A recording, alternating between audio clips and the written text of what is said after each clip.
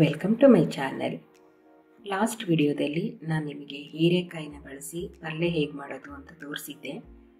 ಈ ವಿಡಿಯೋದಲ್ಲಿ ಹೀರೆಕಾಯಿ ಸಿಪ್ಪೆನ ಬಳಸಿ ಚಟ್ನಿ ಹೇಗೆ ಮಾಡೋದು ಅಂತ ನೋಡೋಣ.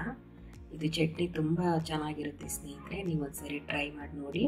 ನಾನಿಲ್ಲಿ ಹೀರೆಕಾಯಿನ ತೊಗೊಂಡಿದ್ದೀನಿ, ಇದ್ರದ್ದು ಸಿಪ್ಪೆ ಎಲ್ಲ ಈ ರೀತಿಯಾಗಿ ತಗೊಳ್ತಾ ಇದ್ದೀನಿ. ನೋಡಿ, ಎಳೆ ಹೀರೆಕಾಯಿ ಸಿಪ್ಪೆ ಆದರೆ ಚಟ್ನಿ ತುಂಬ ರುಚಿಯಾಗಿರುತ್ತೆ. ಅದು ಬಲ್ತಿರೋ ಅಂಥ ಹೀರೆಕಾಯಿ ಸಿಪ್ಪೆ ಆದರೆ ಅಷ್ಟೊಂದು ರುಚಿ ಇರೋದಿಲ್ಲ. ನಾನಿಲ್ಲಿ ಈ ರೀತಿ ಸಿಪ್ಪೆನೆಲ್ಲ ತೆಗೆದು ಇದನ್ನು ಒಂದ್ಸರಿ ನೀಟಾಗಿ ವಾಶ್ ಮಾಡಿ ತೆಗೆದಿಟ್ಕೊಳ್ತೀನಿ. ಈಗ ಒಂದು ಪ್ಯಾನ್ ಇಟ್ಟು ಇದಕ್ಕೇನೆ ನಾನೊಂದು 2 ಸ್ಪೂನಷ್ಟು ಶೇಂಗಾನ ಹಾಕ್ಕೊಂಡು ಇದನ್ನು ಫ್ರೈ ಮಾಡ್ಕೊಳ್ತಾ ಇದ್ದೀನಿ. ನೋಡಿ, ಎಣ್ಣೆ ಏನು ಹಾಕ್ಲಿಲ್ದಂಗೆ ಹಾಗೇನೆ ಡ್ರೈ ರೋಸ್ಟ್ ಮಾಡ್ಕೋಬೇಕು. ಈ ರೀತಿ ಸ್ವಲ್ಪ ಲೈಟಾಗಿ ಕಲರ್ ಚೇಂಜ್ ಆದ ನಂತರ ಇದನ್ನು ತೆಗೆದಿಟ್ಕೊಂಡಿದ್ದೀನಿ. ಈಗ ಅದೇ ಪ್ಯಾನ್ಗೆ ಸ್ವಲ್ಪ ಆಯಿಲ್ ಹಾಕಿ ಖಾರಕ್ಕೆ ಅನುಗುಣವಾಗಿ ಬೇಕಾದಷ್ಟು ಹಸಿಮೆಣಸಿನಕಾಯಿನ ಹಾಕ್ಕೊಂಡು ಅದ್ರ ಜೊತೆಗೇನೆ ಕಟ್ ಮಾಡಿರೋಂಥ ಒಂದು ಟೊಮೊಟೊ ಹಾಕ್ಕೊಂಡು ಸ್ವಲ್ಪ ಮಿಕ್ಸ್ ಮಾಡ್ಕೊಳ್ತಾ ಇದ್ದೀನಿ. ಇದ್ರ ಜೊತೆಗೇನೆ ಸ್ವಲ್ಪ ಕರಿಬೇವಿನ ಎಲೆ ಹಾಗೆಯೇ ಪುದೀನ ಹಾಕ್ಕೊಳ್ತಾ ಇದ್ದೀನಿ. ಪುದೀನ ಹಾಕೋದ್ರಿಂದ ಚಟ್ನಿಯ ಫ್ಲೇವರ್ ತುಂಬ ರುಚಿಯಾಗಿರುತ್ತೆ.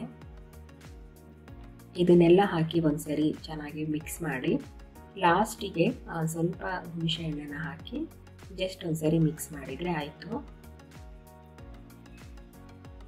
ಚಟ್ನಿ ತುಂಬ ರುಚಿಯಾಗಿರುತ್ತೆ ಸ್ನೇಹಿತರೆ, ನೀವೊಂದ್ಸರಿ ಟ್ರೈ ಮಾಡಿ ನೋಡಿ.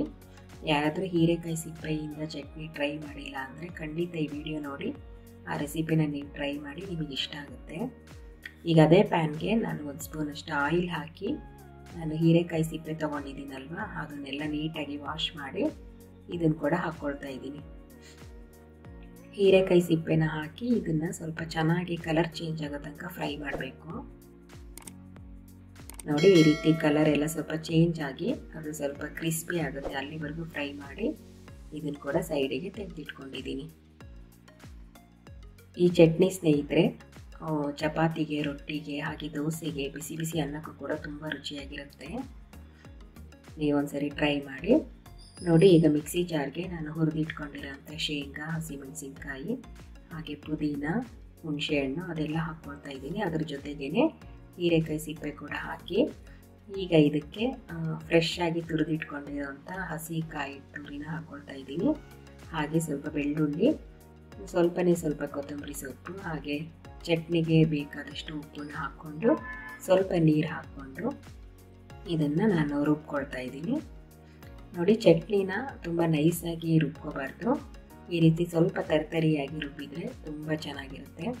ಚಪಾತಿಗೆ, ಹಾಗೆ ರೊಟ್ಟಿಗೆ, ದೋಸೆಗೆ, ಬಿಸಿ ಬಿಸಿ ಅನ್ನಕ್ಕೂ ಕೂಡ ತುಂಬ ರುಚಿಯಾಗಿರುತ್ತೆ.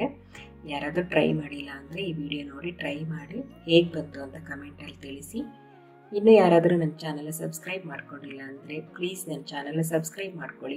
ವಿಡಿಯೋ ಇಷ್ಟ ಆದರೆ ನಿಮ್ಮ ಫ್ಯಾಮಿಲಿ ಫ್ರೆಂಡ್ಸ್ ಜೊತೆಗೆ ಶೇರ್ ಮಾಡ್ಕೊಳ್ಳಿ ಅಂತ ಹೇಳ್ತಾ ನೆಕ್ಸ್ಟ್ ವಿಡಿಯೋದಲ್ಲಿ ಸಿಗ್ತೀನಿ. ಅಲ್ಲಿವರೆಗೂ ಟೇಕ್ ಕೇರ್, ಬಾಯ್.